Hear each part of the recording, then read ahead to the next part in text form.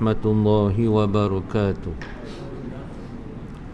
إن الحمد لله نحمده ونستعينه ونستغفره ونعوذ بالله من شرور أنفسنا ومن سيئات أعمالنا. من يهده الله فلا مضل له ومن يضلل فلا هادي له. أشهد أن لا إله إلا الله وحده لا شريك له وأشهد أن محمدا عبده ورسوله. اللهم صل وسلم وبارك على محمد وعلى آله وأصحابه أجمعين. أما بعد. Muslimin muslimat yang dirahmati Allah Ta'ala sekalian, alhamdulillah, dengan izin Allah Ta'ala kita menyambung kembali bicara kita yang terhenti pada 17 hari bulan 11 yang lalu. Pertemuan kita di sini dengan izin Allah Ta'ala, dan kita dah bicara hadis yang ke-33 dalam teks kita ni, di bawah tajuk besarnya iaitu rajin berusaha lah. InsyaAllah pada malam ni dengan izin Allah Ta'ala kita akan masuk kepada hadis yang ke-34 di bawah tajuk besarnya iaitu rajin bertanam pula. Dapat pahala di situlah. Ini mungkin yang diamalkan oleh sebahagian daripada orang-orang tua kita yang dahulu lah. Jadi mereka tanam pohon yang berbuah umpamanya, yang ketika tu memang zahirnya ikut usia mereka, memang mereka takkan dapat menikmati buah yang terhasil dengan izin Allah Ta'ala daripada pohon yang mereka tanam ketika tu. Namun di situ maksudnya ada pahala yang besar sebenarnya berdasarkan beberapa hadis baginda Nabi sallallahu alaihi wasallam dalam bab tersebut. Antaranya yang dipaparkan di dalam halaman 72 teks kita ni. Ada dua riwayat sebenarnya, ada beberapa versi riwayat sebenarnya yang asalnya di dalam kitab Sahih Muslim, disusun oleh Imam Muslim bin Al-Hajjaj rahimahullahu ta'ala, meninggal tahun 261 Hijrah.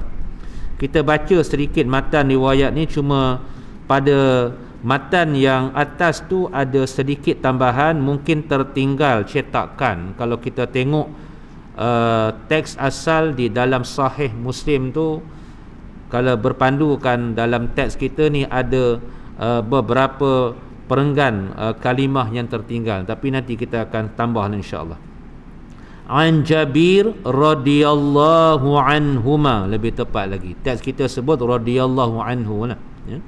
An Jabir radhiyallahu anhuma qala Rasulullah sallallahu alaihi wasallam ma min muslimin yaghrisu gharsan illa kana ma ukila minhu lahu sadaqah wa ma suriqa minhu lahu sadaqah. Di situ sebenarnya matan asal ada sambung lagi.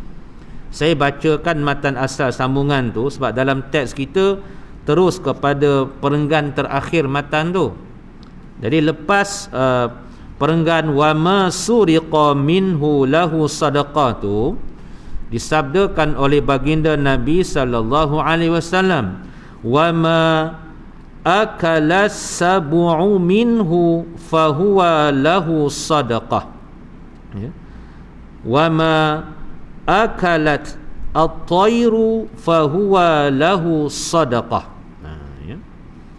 Jadi balik kita bicara di sini, jadi maknanya barulah sambung kepada teks kita tu, wala yarzauhu ahadun illa kana lahu sadaqah. Jadi riwayat tu ada tertinggal sedikit beberapa perenggan kalimah di situ. Tak apa, nanti kita akan saringlah.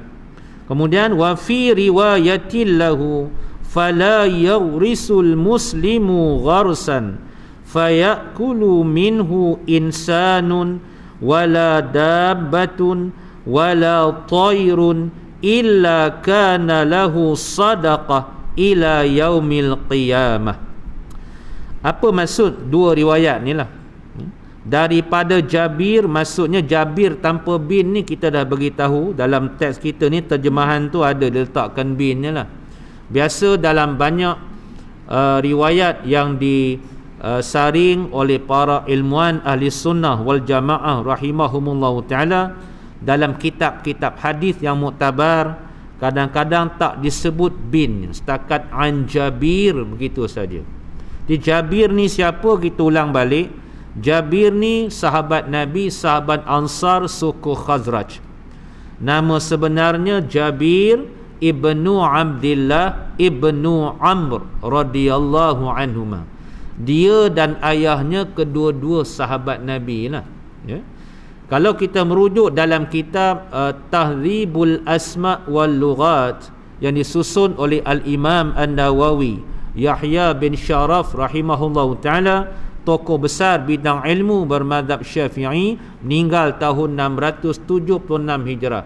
Kata Al-Imam An-Nawawi rahimahullahu ta'ala, ayah kepada Jabir ni, iaitu Abdullah bin Amru radhiyallahu anhu, telah gugur syahid dalam peperangan Uhud yang berlaku pada 14 Syawal, hari Sabtu, tahun yang ketiga Hijrah.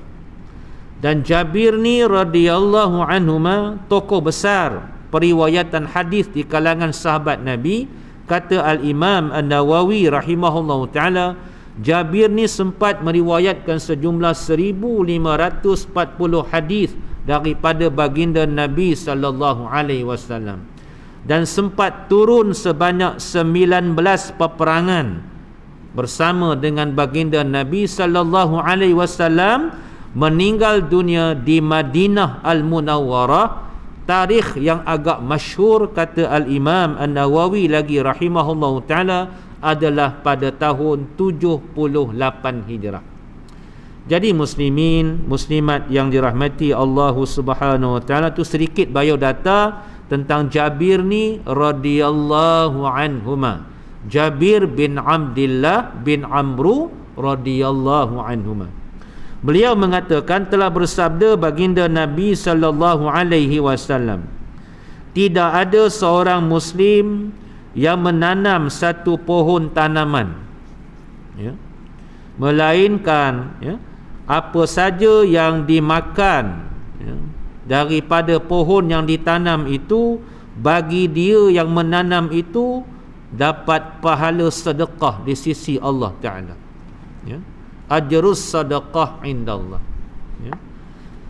Salah satu daripada cara melakukan sedekah tanpa mengeluarkan wang ringgit, kalau suasana kita sekarang ni lah, ya. Ni antara beberapa jalan daripada sunnah baginda Nabi sallallahu alaihi wasallam. Jadi kita tanam pohon yang berbuah, ditakdirkan Allah Ta'ala pohon tu mengeluarkan buah pada masa yang telah Allah tetapkan, maka mungkin dimakan oleh binatang buas ke, ataupun dicuri ke dalam teks kita ni, ya. Jadi yang dimakan binatang buas tu maksudnya itu yang tertinggal di situ, matan tu, cetakan tu lah. Kemudian yang dimakan oleh burung, ya, burung makan umpamanya, maka dapat bagi penanamnya itu ajrus sadaqah indallah. Itu yang disyarahkan oleh Al-Imam An-Nawawi rahimahullahu ta'ala di dalam kitab beliau, iaitu syarah kepada Sahih Muslim. Kita ringkaskan saja.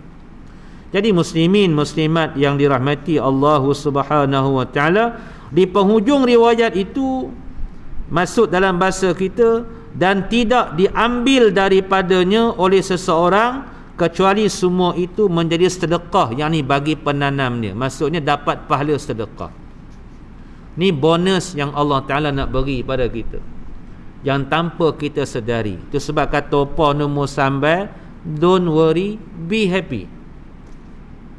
Arti kata lain, kita orang Islam ni, kalau kita tanam pepohon umpamanya yang mengeluarkan buah lah, kalaupun kita tak dapat hasilnya pun, sama ada buah itu dicuri orang, atau dimakan oleh binatang-binatang umpamanya, atau mungkin dengan sengaja diambil oleh individu-individu tertentu, maka kita yang menanamnya tetap mendapat pahala di sisi Allah Subhanahu wa taala.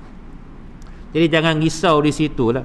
Walaupun tak salah, maksudnya mungkin kita tengok dalam suasana kita hari ni, mungkin kita nak elakkan dicuri, dielakkan dimakan binatang umpamanya, maka kita buat sesuatu lah. Yang tu taklah salah.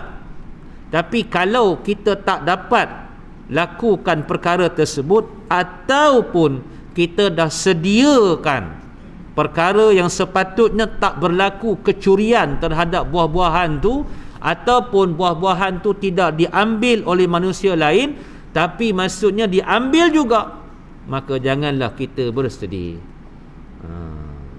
Hadis ni sebagai at-targhib, sebagai motivasi, sebagai pemangkin, ya. Moga-moga di situ dengan kesabaran kita, Allah Ta'ala akan berikan ganjaran yang istimewa, antaranya ajrus sadaqah, ganjaran pahala sedekah di sisi Allah Subhanahu wa Ta'ala. Di samping kita juga maksudnya melakukan sadaqat, sedekah-sedekah yang lain, bentuk wang ringgit dan sebagainya. Jadi muslimin muslimat yang dirahmati Allah Subhanahu wa Ta'ala, hadis yang kedua ni juga riwayat daripada Jabir bin Abdullah radhiyallahu anhuma, juga hadis yang sahih riwayat Imam Muslim di dalam kitab Sahih Muslim. Maksud lebih kurang sama bahasa kita, maksudnya tidak menanam oleh seorang muslim akan suatu tanaman, lalu tanaman itu dimakan oleh manusia ataupun binatang ataupun burung, kecuali semuanya itu menjadi sedekah baginya. Nya tu maksudnya yang menanam tu lah, muslim yang menanam tu, nya tu, ya. Sampailah kepada hari kiamat. Sebab pahala ni bukan manusia yang beri.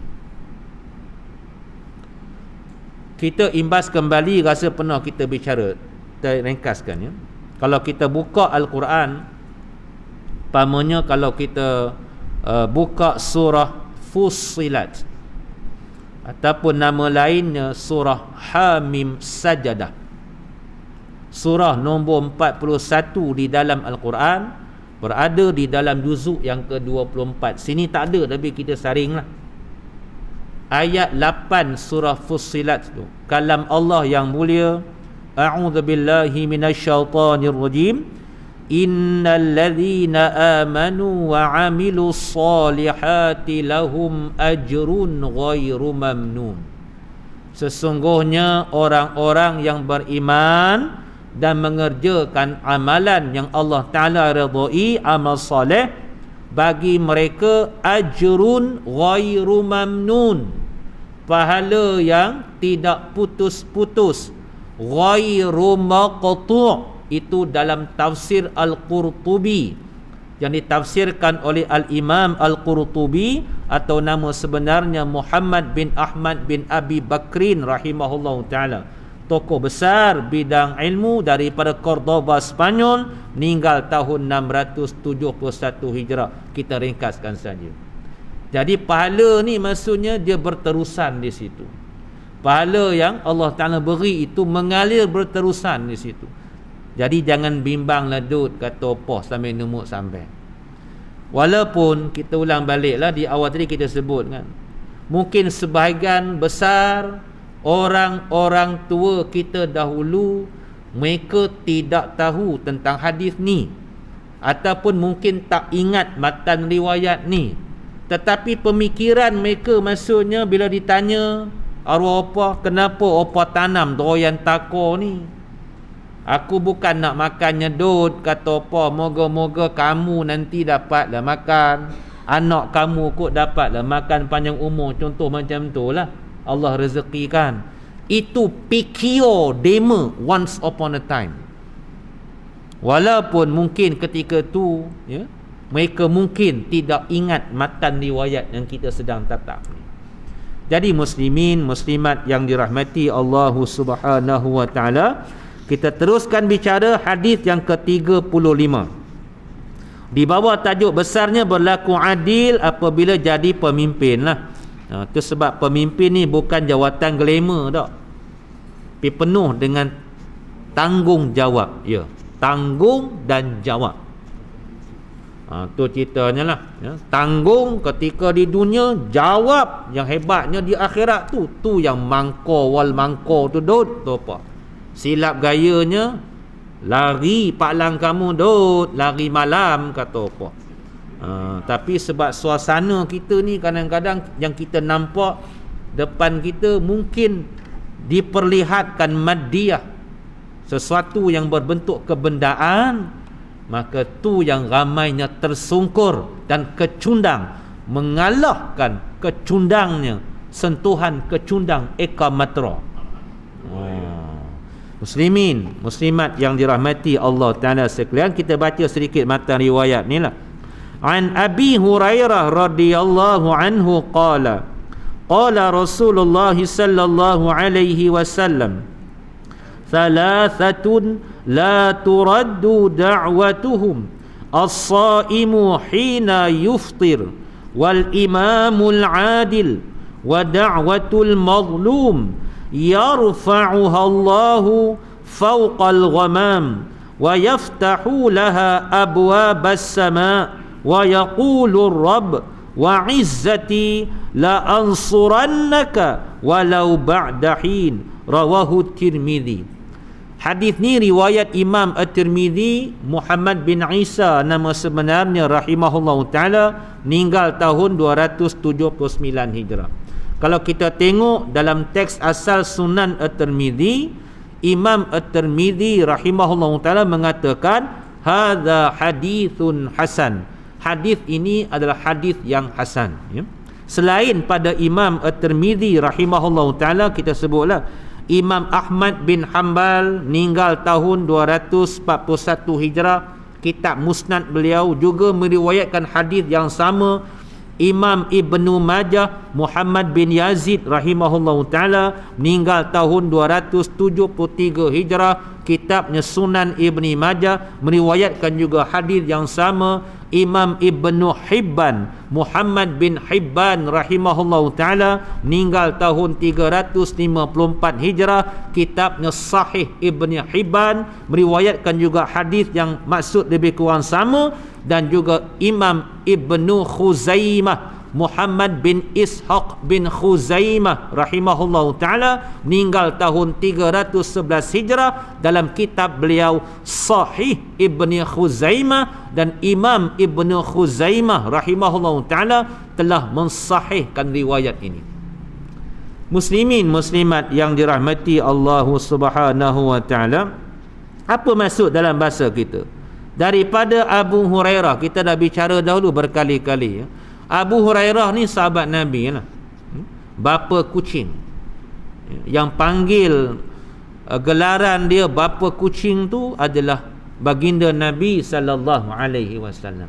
Seperti yang dicatatkan dalam kitab Usdul Ghabah fi Ma'rifatis Sahabah oleh Imam Al-Hafiz Ibn Al-Athir Ali bin Muhammad rahimahullahu taala, tokoh besar bidang hadis yang meninggal tahun 630 Hijrah. Kita ringkaskan saja. Nama sebenar Abu Hurairah ni adalah Abdurrahman ibnu Sakhrin radhiyallahu anhu.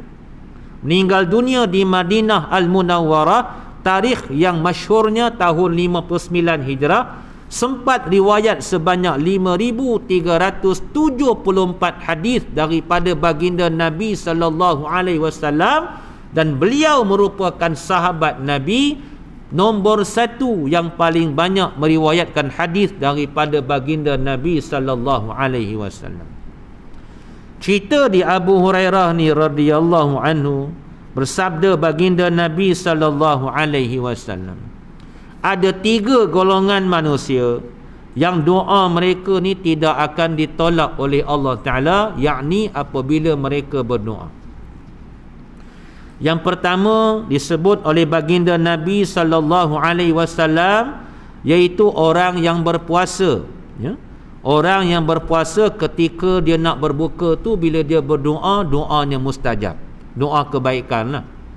Itu sebab kita imbas kembali ada beberapa versi doa yang dianjurkan kita baca tatkala kita nak berbuka puasa lah. Tak kira puasa ni bukan hanya puasa wajibnya, puasa tatawuk pun sama juga, puasa yang sunat pun sama juga, ya. Ataupun puasa qada ke umpamanya, sama lah tu. Jadi yang biasa yang kita baca tu Allahumma laka sumtu, ya. Kalau matan asalnya wa bika wa ala rizqika aftartu, setakat tu sajalah. Tu matan asal dalam Sunan Abi Daud. Yang lain tu ziyadah.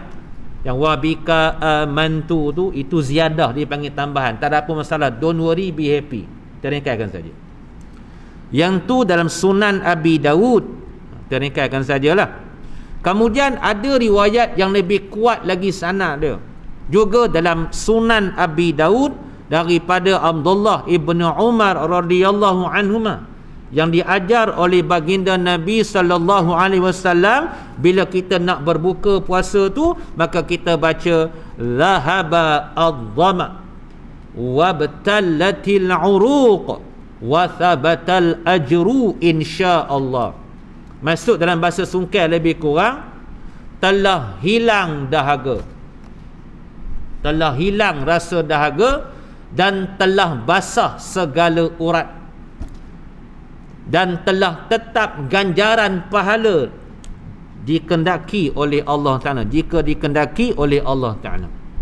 Kemudian sahabat Nabi Abdullah bin Amru bin Al-As radhiyallahu anhuma, di dalam riwayat Imam Ibni Majah, dalam Sunan Ibni Majah dengan sanad yang hasan, biasa berdoa bila nak berbuka puasa. Dengan doa tu dia baca Allahumma inni as'aluka birahmatika allati wasi'at kulla syai'in an taghfirali. Maksud dalam bahasa kita lebih kurang, ya Allah, sesungguhnya aku mohon kepadamu dengan rahmahmu, dengan kasih sayangmu yang luas meliputi segala sesuatu, agar engkau menyediakan keampunan bagiku.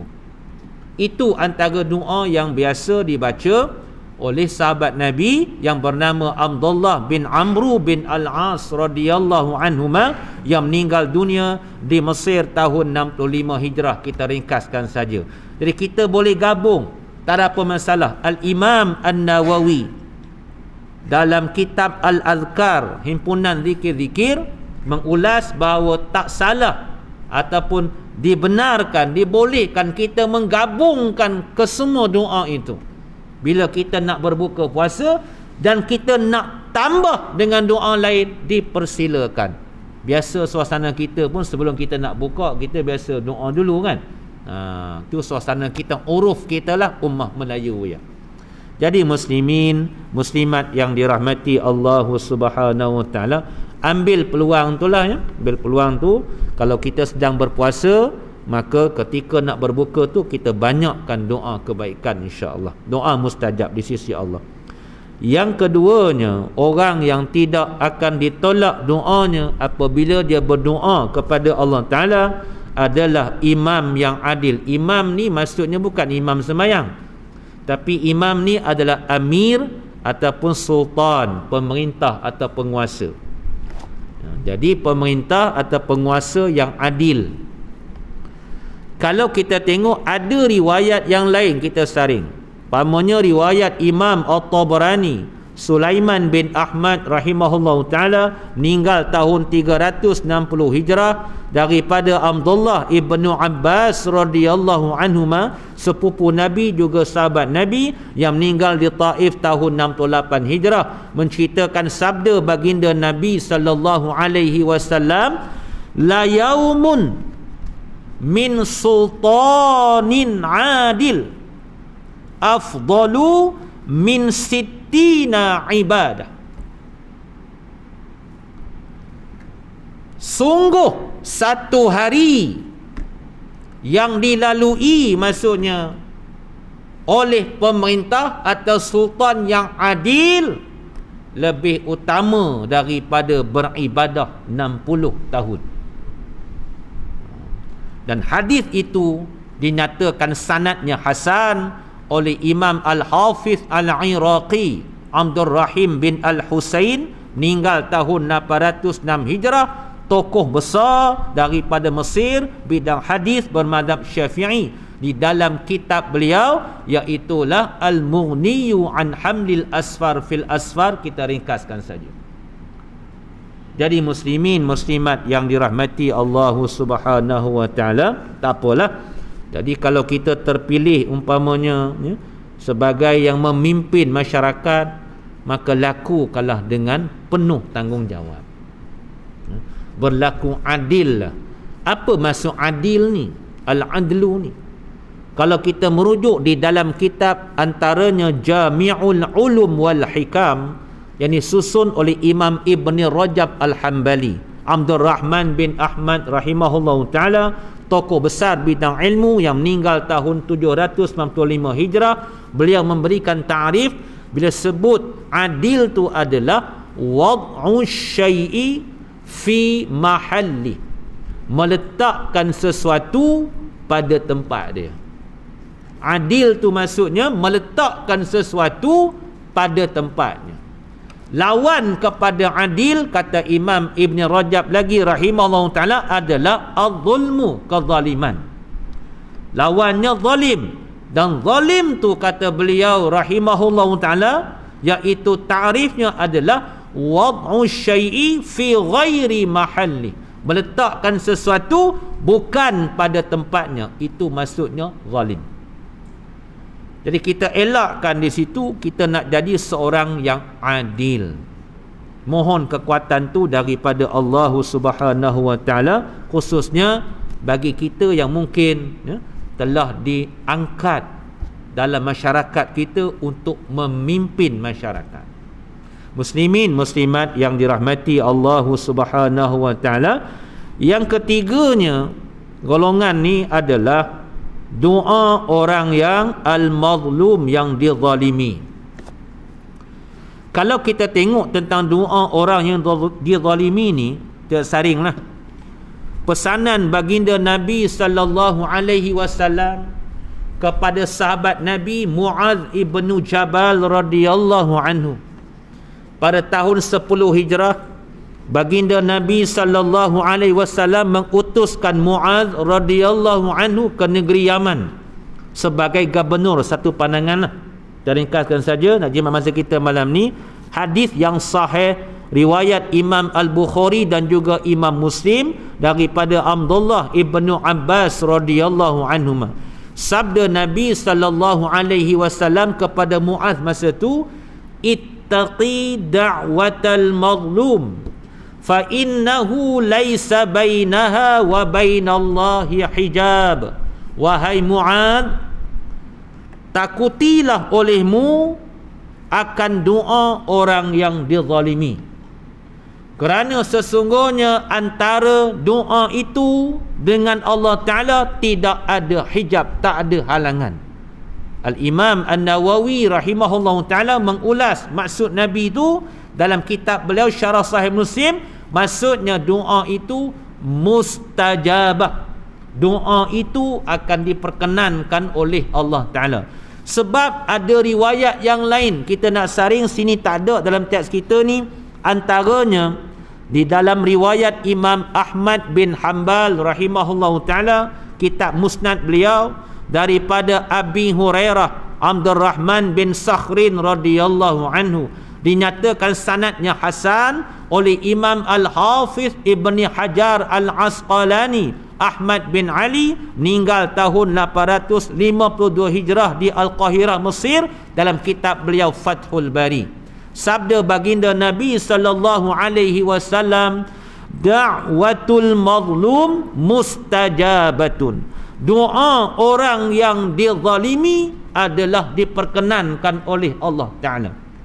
Wa in kana fajiran, jika sekiranya yang dizalimi itu dia seorang fajir, fajirnya pelaku dosa lah, fa fujuruhu ala nafsih, Nabi sebut, maka dosa-dosa dia tu diri dia yang tanggunglah, tu antara dia dengan Allah Ta'ala.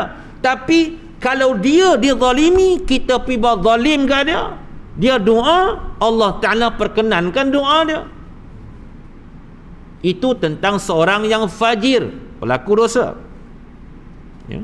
Kemudian tentang seorang yang kafir pun, yang tak beriman pun, hadis juga dalam kitab Musnad Imam Ahmad bin Hanbal rahimahullah ta'ala daripada Anas bin Malik radhiyallahu anhu, sanadnya hasan. Sabda baginda Nabi sallallahu alaihi wasallam, da'watul mazlum wa in kana kafiran laisa dunaha hijab. Doa orang yang dizalimi walaupun dia seorang yang kafir, tidak beriman. Kalau dizalimi dia, maksudnya dia doa dengan cara dia, tapi Allah Ta'ala mendengar doa itu, maka tidak ada hijab antara doa dia tu dengan Allah Ta'ala. Soal kufur tu bab lain. Sama juga tadi ni, orang curi getah skrap tu memang tapi kita pergi buat zalim dengan dia, tu cerita ni tu. Sariqah, pencurian yang dia lakukan tu satu bab lain lah. Tapi kita sengaja buat zalim pada dia, kita tanggung lah tu. Ni cerita kan. Jadi muslimin, muslimat yang dirahmati Allah Subhanahu wa ta'ala, tu sebab saya masih ingat lagi arwah opah kata dulu-dululah, once upon a time, dia kata apa, Dut, kata opah sambil numuk sambal nak cicah tempoyak, kamu kalau berhutang dengan palang kamu bayar je, Dut, kata opah. Tapi kalau berhutang dengan asing ke, mutusami ke, tak payah bayar pun tak apa. Tu once upon a time, dulu-dulu ni cerita. Jadi kita bicara ni maksudnya soal kita hutang, contohnya dengan orang Islam pun wajib bayar, kita hutang dengan orang bukan Islam pun wajib bayar. Tu cerita dah. Ya. Tu masalah tu. Jelas pada kita. Tadi kita dah bicara tadi tentang doa orang yang dizalimi kan. Jadi kalau dia beri hutang kat kita, kita ngelak dengan dia, makna dia itu mazlum, dia zalimi. Siapa yang menzalimi dia? Kita lah. Jadi muslimin, muslimat yang dirahmati Allah Subhanahu wa ta'ala. Kemudian sabda baginda Nabi sallallahu alaihi wasallam, maka Allah Ta'ala akan mengangkat doa ke atas awan. Fauqal ghamam tu maksudnya, al-ghamam tu maksudnya as-sahab, awan, dan membukakan baginya doa tu akan pintu langit, maksudnya Allah perkenankan di situ, sindiran di situlah. Dan Allah Ta'ala menyebut ni hadis qudsi, demi kebesaranku, kata Allah Ta'ala, pasti dia tu yang berdoa akan aku ini Allah Ta'ala tolong dia, la ansurannak, ya? Walaupun setelah beberapa masa yang berlalu lah. Ni maksudnya Allah Ta'ala menyebut begitulah yang disampaikan oleh baginda Nabi sallallahu alaihi wasallam. Itu sebab kita termasuk diri saya sendiri, kalau boleh elakkan apa saja az-zulmu, bentuk kezaliman, jangan kita lakukan. Sama juga. Ya. Dia isunya memang baginda Nabi tak sebut jelas lah dalam hadis-hadis, tapi ada hadis riwayat Imam Al-Bukhari, Imam Muslim muttafaqun alaih, yang baginda Nabi sallallahu alaihi wasallam menceritakan uzibat, ya, imra'atun fi hirrah, ya, seorang perempuan telah diazab, yakni bila bertemu Allah Ta'ala disebabkan seekor kucing. Sebab dia tak beri makan kucing tu, dia buat zalim lah kat kucing tu jika di dunia lah. Jadi bila dia bertemu Allah Ta'ala, maka diazab dia dalam neraka Allah Ta'ala. Na'udzubillah. Jadi maksud apa sajalah. Itu sebabnya tadi kita bicara tentang isu sedekah tadi tu, ya. Kalau kita tengok contohnya ada hadis riwayat Imam Muslim dan Sahih Muslim, kisah yang masyhur yang selalu kita dengar lah, yang berlaku di zaman sebelum baginda Nabi sallallahu alaihi wasallam. Kisah seorang wanita yang asalnya dia ni orang yang tak baik lah. Dia ni P-E-L-A-C-U-R, seorang P-E-L-A-C-U-R asalnya. Tapi bila dia dah sedar dengan kehendak Allah Ta'ala, maka dia bertaubat. Nabi cerita dalam hadis tu lah, ya? Dan dia buat amal kebaikan yang banyak lah. Antara amal kebaikan dia tu yang Nabi sebut tu, satu hari masa dia dekat dengan perigi, dia pun dahaga juga. Bila dia dah minum masa tu, dia tengok seekor anjing, kalbun kan, sedang terjelir-jelir lidah, kehausan lah. Maka dia turun balik dalam perigi itu, ambil air dengan kasut dia, dan dia beri minum anjing tu. Dengan sebab perbuatan dia tu, maka Allah Ta'ala masukkan dia ke dalam syurga. Sebenarnya huraian yang tepatnya dia dah bertaubat sebelum tu. Ada orang dia ambil mudah, tak apalah teman, senang dah, besok bagi minum anjing, clear. Jadi dia tak faham. Tu sebab kita kata tu hadis Nabi ni kita kena tengok syarah dia. Kita tak boleh redah macam tu ya. Kena tengok syarah huraian tu dengan tepat. Imam Nawawi syarahkan panjang lebar dalam kitab beliau Syarah Sahih Muslim. Maksudnya wanita tersebut sebenarnya telah bertaubat dengan taubat yang sebenar-benarnya kepada Allah Ta'ala. Kemudian dia ingin memperbanyakkan khairat lagi. Dia ingin memperbanyakkan perkara kebaikan yang dia nak buat sebelum dia meninggal dunia tu. Maka antaranya tu yang dia beri minum tu, anjing tu. Jadi isunya apabila sahabat Nabi dengar yang tu, maka sahabat Nabi pun tanya Nabi, bahasa kita masuk kita ringkas saja, ya Rasulullah, apakah kalau kami beri atau kami buat kebaikan kepada binatang, kami dapat pahala di sisi Allah? Maka Nabi pun bersabda, bahasa kita maksudnya, pada setiap hati yang basah itu ada pahala sedekah. Jadi jawab soalan tadilah, maknanya vice versa, kata opah numuk sambil. Sebaliknya, kalau buat zalim kat binatang, buat baik dapat pahala, buat zalim dapat dosa. Sama. Jadi muslimin muslimat yang dirahmati Allah Subhanahu wa taala, ada lagi sikit lagi masa, tak apa ya. Itu hampir hampir kepada masa kecederaan ya. Kita tengok hadis yang ke-36 di bawah tajuknya jujur dalam berniaga. Inilah kuncinya. Kuncinya. Orang tanya, ustaz, apakah rahsia kejayaan dalam perniagaan ni? Jujur dan benar. Oh ya. Jujur dan benar. Betul. An Abi Sa'id Al-Khudri radhiyallahu anhuma anin Nabi sallallahu alaihi wasallam qala at-tajiru as-saduq al-amin ma'an nabiyyin was-siddiqin wasyuhada, rawahu Tirmidzi wa Ibnu Majah. Apa maksudnya? Daripada Abu Sa'id Al-Khudri, ni sahabat Nabi, sahabat Ansar suku Khazraj. Nama sebenarnya Sa'ad bin Malik bin Sinan radhiyallahu anhuma. Sekali lagi kita merujuk kepada kitab Imam Nawawi Tahdzibul Asma' wal Lughat. Kata Al-Imam An-Nawawi rahimahullahu ta'ala, ayah kepada Abu Sa'id ni Malik ibn Sinan radhiyallahu anhu, sahabat Nabi yang syahid dalam peperangan Uhud tahun 3 Hijrah. Macam kisah ayah Jabir tadilah juga, radhiyallahu anhum ajma'in. Jadi kata Al-Imam An-Nawawi rahimahullahu ta'ala, Abu Sa'id ini radhiyallahu anhuma sempat turun sebanyak 12 peperangan bersama dengan baginda Nabi sallallahu alaihi wasallam. Meninggal dunia ada 2 tarikh kata Imam Nawawi.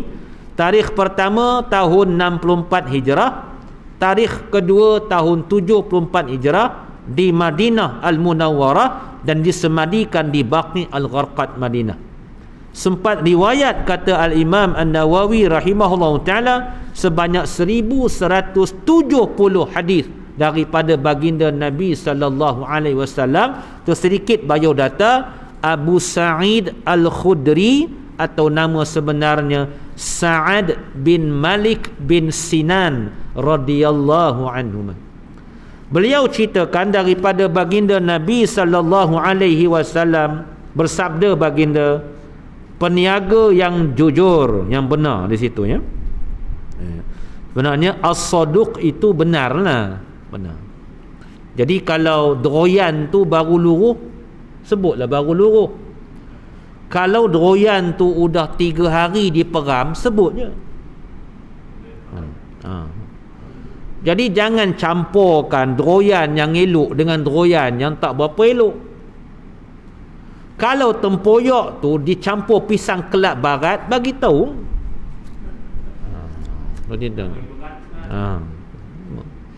Kadang-kadang kita beli udang contohlah suasana kita hari ni shrimp tu lah.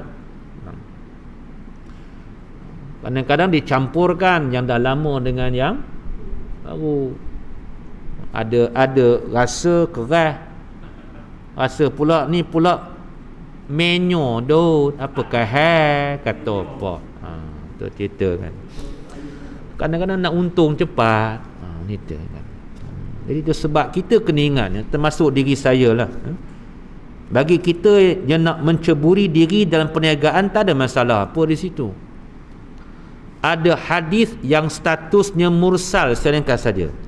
Hadis yang statusnya mursal tapi perawi-perawinya thiqat, dipercayai, kata Imam Al-Hafidh Al-Iraqi rahimahullahu ta'ala dalam kitab Al-Mughni tu. Masuk bahasa kita saya ringkas saja, 9/10 daripada kekayaan datang daripada tijarah perniagaan. 9/10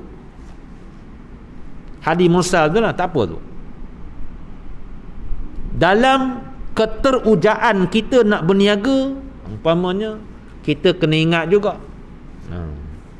disiplin-disiplinnya. Kena ingat surah Al-Mutaffifin, ada dalam juzuk 30 tu, surah nombor 83 dalam Al-Quran, juzuk 30 tu. Ayat pertama lagi Allah mencela golongan Al-Mutaffifun dengan kalamnya yang mulia, Bismillahirrahmanirrahim, wailul lil mutaffifin, kecelakaan besarlah bagi orang yang menipu dalam timbangan dia.